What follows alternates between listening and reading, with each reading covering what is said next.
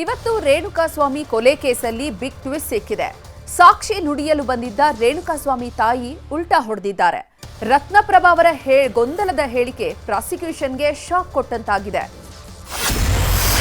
ರೇಣುಕಾಸ್ವಾಮಿ ಕೊಲೆ ಕೇಸ್ನಲ್ಲಿ big twist. Ratnaprabha ವಿಭಿನ್ನ ಹೇಳಿಕೆ, ಪ್ರಾಸಿಕ್ಯೂಷನ್ಗೆ ಶಾಕ್. ರೇಣುಕಾಸ್ವಾಮಿ ಕೊಲೆ ಕೇಸ್ನಲ್ಲಿ ಬಿಗ್ ಟ್ವಿಸ್ಟ್ ಸಿಕ್ಕಿದೆ.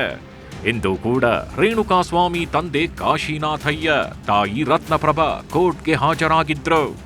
ಇದೇ ವೇಳೆ ಪರಪ್ಪನ ಅಗ್ರಹಾರ ಜೈಲಿನಿಂದ ದರ್ಶನ್ ಪವಿತ್ರ ಗೌಡ ವಿಡಿಯೋ ಕಾನ್ಫರೆನ್ಸ್ ಮೂಲಕ ಹಾಜರಾಗಿದ್ರು. ರೇಣುಕಾಸ್ವಾಮಿ ತಾಯಿ ರತ್ನಪ್ರಭಾ ಸಾಕ್ಷಿ ನುಡಿದಿದ್ದು ನಿನ್ನೆಯಿಂದ ಕ್ರಾಸ್ ಎಕ್ಸಾಮಿನೇಷನ್ ಆಗ್ತಿದೆ. ನಿನ್ನೆ ಪವಿತ್ರ ಗೌಡ ಪರ ವಕೀಲ ಕ್ರಾಸ್ ಎಕ್ಸಾಮಿನೇಷನ್ ಮಾಡಿದ್ರೆ, ಇವತ್ತು ದರ್ಶನ್ ಪರ ವಕೀಲ ಸಿವಿ ನಾಗೇಶ್ ಕ್ರಾಸ್ ಎಕ್ಸಾಮಿನೇಷನ್ ಮಾಡಿದ್ರು. ಈ ವೇಳೆ ರತ್ನಪ್ರಭಾ ಕೊಟ್ಟ ಗೊಂದಲ ಹೇಳಿಕೆ ಪ್ರಾಸಿಕ್ಯೂಷನ್ಗೆ ಶಾಕ್ ಕೊಟ್ಟಂತಾಗಿದೆ. ಆರೋಪಿಗಳ ಪರ ಹೇಳಿಕೆ ನೀಡಿದ್ರ ರತ್ನಪ್ರಭಾ. ಪ್ರತಿಕೂಲ ಸಾಕ್ಷಿಯಾಗಿ ಪರಿಗಣಿಸಲು ಎಸ್ಪಿಪಿ ಮನವಿ. ಇನ್ನು ಕ್ರಾಸ್ ಎಕ್ಸಾಮಿನೇಷನ್ ವೇಳೆ ಮೊದಲಿಗೆ ರತ್ನಪ್ರಭಾ ಗೊಂದಲ ಹೇಳಿಕೆ ನೀಡಿದ್ರು. ರೇಣುಕಾಸ್ವಾಮಿ ಮೊಬೈಲ್ ನಂಬರ್ ಇದೇನಾ ಅಂತ ದರ್ಶನ್ ಪರ ವಕೀಲ ಕೇಳಿದಾಗ ನನಗೆ ಗೊತ್ತಿಲ್ಲ ಅಂದಿದ್ದಾರೆ. ಆದ್ರೆ ಪೊಲೀಸರ ಮುಂದೆ ಕೊಟ್ಟ ಹೇಳಿಕೆಯಲ್ಲದೆ ನನ್ನ ಮೊಬೈಲ್ನಲ್ಲಿ ಸೇವ್ ಮಾಡಿಕೊಂಡಿದ್ದೀನಿ, ನನಗೆ ಗೊತ್ತು ಅಂದಿದ್ದಾರೆ. ಇದರ ಜೊತೆಗೆ ಕಿಡ್ನಾಪ್ ಆದಾಗ ಸ್ನೇಹಿತರ ಜೊತೆಗೆ ಊಟಕ್ಕೆ ಹೋಗ್ತಿದ್ದೀನಿ ಅಂತ ಪೊಲೀಸರ ಮುಂದೆ ಹೇಳಿಕೆ ನೀಡಿದ್ದು ಕ್ರಾಸ್ ಎಕ್ಸಾಮಿನೇಷನ್ ಮಾಡುವಾಗ ಅದರ ಬಗ್ಗೆಯೂ ಗೊತ್ತಿಲ್ಲ ಅಂದಿದ್ದಾರೆ. ಈ ವೇಳೆ ಶಾಕ್ ಆದ ಪ್ರಾಸಿಕ್ಯೂಷನ್ ಕೂಡಲೇ ಪ್ರತಿಕೂಲ ಸಾಕ್ಷಿ ಅಂತ ಪರಿಗಣಿಸಿ ಅಂತ ಅರ್ಜಿ ಹಾಕಿದ್ರು.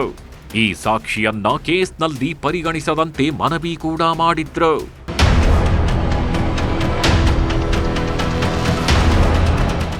ಎಸ್ಪಿಪಿ ಪ್ರಸನ್ನಕುಮಾರ್ ಅವರಿಂದ ಕೋರ್ಟ್ಗೆ ಅರ್ಜಿ ಹಾಕಿದ್ದಾರೆ.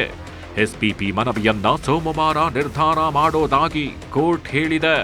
ಜಡ್ಜ್ ಮುಂದೆ ಗೊಂದಲ ಹೇಳಿಕೆ ನೀಡುತ್ತಿರೋ ರತ್ನಪ್ರಭಾರನ್ನು ಮತ್ತೆ ಪ್ರಾಸಿಕ್ಯೂಷನ್ ಕ್ರಾಸ್ ಎಕ್ಸಾಮಿನೇಷನ್ಗೆ ಅನುಮತಿ ಕೊಡ್ತಾರ ಅಥವಾ ಮನವಿಯಂತೆ ಸಾಕ್ಷಿಯನ್ನು ಪರಿಗಣಿಸದೆ ಕೋರ್ಟ್ ಆದೇಶ ಕೊಡುತ್ತಾ ಕಾದು ನೋಡಬೇಕು.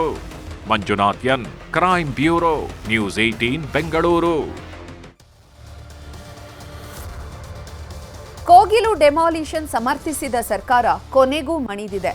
ಸಂತ್ರಸ್ತರಿಗೆ ಸಮರ್ಪಕವಾಗಿ ಸಕ್ರಮವಾಗಿ ವಸತಿ ಸಮುಚ್ಚಯಗಳಲ್ಲಿ ಮನೆಗಳನ್ನು ಕೊಡೋಕೆ ಸಜ್ಜಾಗಿದ್ದು 182 ನೆರೆಯ ನಿವಾಸಿಗಳಲ್ಲಿ ಟೆನ್ಷನ್ ಶುರುವಾಗಿದೆ.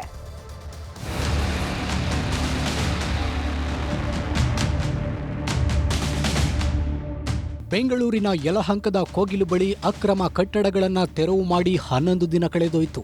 ಆದರೂ ಶೆಡ್ಗಳ ತೆರವು ವಿಚಾರದಲ್ಲಿ ಆಗ್ತಿರೋ ರಾಜಕೀಯ ವಾಗ್ದಾಳಿಗಳು ಮಾತ್ರ ನಿಲ್ಲೋ ಲಕ್ಷಣಗಳೇ ಕಾಣಿಸ್ತಿಲ್ಲ. ಸರ್ಕಾರದ ಜಾಗದಲ್ಲಿ ಕಲ್ಲು ಕ್ವಾರಿ ನಡೆಸಿದ್ರು. ಅದೇ ಕಲ್ಲು ಕ್ವಾರಿ ಜಾಗಕ್ಕೆ ಮಣ್ಣು ತುಂಬಿಸಿ ನೆಲವನ್ನ ಸಮನಾಗಿ ಮಾಡಿ 167 ವಲಸೆ ಕುಟುಂಬಗಳು ಮನೆಗಳನ್ನ ಕಟ್ಕೊಂಡು ಜೀವನ ಮಾಡ್ತಿದ್ರು. ಎಲ್ಲವೂ ಧ್ವಂಸವಾಗಿದ್ದು ಭಾರಿ ಸದ್ದು ಮಾಡ್ತಿದೆ. ಹೀಗಾಗಿ ನಿರಾಶ್ರಿತರ ಆಸರೆಗೆ ಸರ್ಕಾರ ಮುಂದಾಗಿದ್ದು ಸರ್ವೆ ಕಾರ್ಯ ಮಾಡಿದೆ.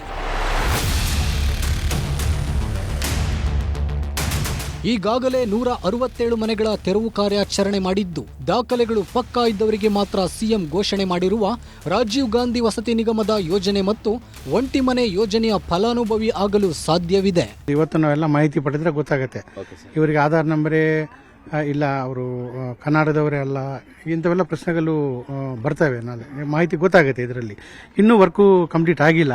ಈ ಹಂತದಲ್ಲಿ ನಾವು ಏನು ಹೇಳಕ್ಕಾಗುವುದಿಲ್ಲ. ಸೊ ನಮಗೆ ಇವತ್ತು ಸಂಜೆ ಒಳಗೆ ಏನು ಮಾಹಿತಿ ಬರುತ್ತೆ ಅದರ ಮೇಲೆ ನಾವು ಮುಂದಿನ ಕ್ರಮ ಧರಿಸಬಹುದು. 167 ಮನೆಗಳ ಬಹುತೇಕ ದಾಖಲೆ ಕಲೆ ಹಾಕಲಾಗಿದೆ. ತೆರವಾದ ಜಾಗದಲ್ಲೇ ಟಾರ್ಪಲ್ ಕಟ್ಟಿರುವ ಜನರ ಬಳಿ ಇರುವ ದಾಖಲೆಗಳನ್ನು ಪರಿಶೀಲನೆ ಮಾಡಿದ್ದಾರೆ. ತೆರವು ಕಾರ್ಯಾಚರಣೆ ಜಾಗಕ್ಕೆ ಮಹಿಳಾ ಆಯೋಗ ಅಧ್ಯಕ್ಷೆ ನಾಗಲಕ್ಷ್ಮಿ ಚೌಧರಿ ಭೇಟಿ ನೀಡಿ ಮಹಿಳೆಯರ ಜೊತೆ ಚರ್ಚಿಸಿ ಮಾಹಿತಿ ಪಡೆದ್ರು. ಸರ್ಕಾರ ಆಲ್ರೆಡಿ ಅವರಿಗೆ ಭರವಸೆಯನ್ನ ಕೊಟ್ಟಿದೆ. ನೀವು ನೋಡಿರ್ಬೋದು, ಪತ್ರಿಕೆಗಳಲ್ಲಿ ನೋಡಿರ್ಬೋದು, ನಿನ್ನೆ ಉಪಮುಖ್ಯಮಂತ್ರಿಗಳು ಬಂದಿದ್ದಾರೆ, ಮತ್ತೆ ಮಾನ್ಯ ಮುಖ್ಯಮಂತ್ರಿಗಳ ಜೊತೆ ಚರ್ಚೆ ಆಗಿದೆ. ಮತ್ತೆ ಇಲ್ಲಿ ಗಂಜಿ ಕೇಂದ್ರಗಳನ್ನು ಸಹ ಒಂದು 2-3 ಕಡೆ ಮಾಡಿದ್ದಾರೆ. ಅವ್ರಿಗೆ ಸ್ನಾನ, ಬೆಳಗ್ಗೆಯಿಂದ ಸಂಜೆವರೆಗೂ ತಿಂಡಿ, ಮತ್ತೆ NGOs ಸಹ ಇನ್ವಾಲ್ವ್ ಆಗಿದೆ. ಮತ್ತೆ ಆರೋಗ್ಯ ಇಲಾಖೆ ಅಧಿಕಾರಿ ಇಲ್ಲಿದ್ದಾರೆ. ಅವರು ಇಲ್ಲಿಂದ ಅಲ್ಲಿಗೆ ಹೋಗ್ತಾ ಇಲ್ಲ, ಬಟ್ ಆದ್ರೆ ಕ್ರಮೇಣ ಅವರೆಲ್ಲರೂ ಖಂಡಿತವಾಗ್ಲೂ ಹೋಗ್ತಾರೆ ಅಂತ ನನಗೆ ಭರವಸೆ ಇದೆ. ಕೋಗಿಲು ನಿರಾಶ್ರಿತರ ಕೂಗು ಆಲಿಸಿದ ಸರ್ಕಾರ. 188 ನೆರೆಯ ನಿವಾಸಿಗಳಲ್ಲಿ ಶುರುವಾಯಿತು ಆತಂಕ. ಕೋಗಿಲು ಬಡಾವಣೆಯ ನಿರಾಶ್ರಿತರಿಗೆ ರಾಜ್ಯ ಸರ್ಕಾರ ಗುಡ್ ನ್ಯೂಸ್ ಕೊಟ್ಟಿದೆ. ರಾಜಕೀಯ ಒತ್ತಡದ ಪರಿಣಾಮ ಒತ್ತುವರಿ ಮಾಡಿದವರಿಗೂ ಫ್ಲಾಟ್ ಭಾಗ್ಯ ನೀಡುವ ವಿಷಯಕ್ಕೆ ಪರವಿರೋಧ ಶುರುವಾಗಿದೆ. ಇದ್ದ ಸೂರನ್ನ ಕಳ್ಕೊಂಡು ಸಂತ್ರಸ್ತರು ಪರದಾಡ್ತಿದ್ದಾರೆ. ಹೀಗಾಗಿ ಡೆಮಾಲಿಷನ್ ಆದ ಅರ್ಹರಿಗೆ ಮಾತ್ರ ಫ್ಲಾಟ್ ಭಾಗ್ಯ ದೊರೆಯಲಿದೆ. ಆದರೆ ಹೊರ ರಾಜ್ಯದವರಿಗೆ ಫ್ಲಾಟ್ ಭಾಗ್ಯ ಇರೋದಿಲ್ಲ. 10 ವರ್ಷದಿಂದ ಕೋಗಿಲಿನಲ್ಲಿ ವಾಸವಿದ್ದವರಿಗೆ ಮಾತ್ರ ಫ್ಲಾಟ್ ಭಾಗ್ಯ ಸಿಗಲಿದೆ. ಅದರ ಜೊತೆ Aadhaar card, voter ID, current bill, ration card ಸೇರಿದಂತೆ ಸರ್ಕಾರಿ ದಾಖಲೆ ಪಕ್ಕಾ ಇರಬೇಕು. ಅನಧಿಕೃತವಾಗಿ ನೆಲೆಸಿದವರಿಗೆ ಯಾವುದೇ ಸೌಲಭ್ಯ ಸಿಗೋದಿಲ್ಲ. ಇನ್ನು ಕೋಗಿಲು ಬಡಾವಣೆಯ ನೆರೆಯಲ್ಲಿ ವಾಸ ಮಾಡುವ ನಿವಾಸಿಗಳಿಗೆ ಇದೀಗ ಆತಂಕ ಶುರುವಾಗಿದೆ. ವೋಟರ್ ಐಡಿ, ಕರೆಂಟ್ ಬಿಲ್ ಕಟ್ಟಿದ್ರೂ ಭೀತಿ ತಪ್ತಾ ಇಲ್ಲ. ನ್ಯೂಸ್ 18 ಕ್ಯಾಮೆರಾ ಮುಂದೆ ಕಣ್ಣೀರು ಹಾಕಿ ನಮ್ಮ ಜಾಗ ಮನೆ ಉಳಿಸಿಕೊಡಿ ಎಂದು ಮನವಿ ಮಾಡಿದ್ರು.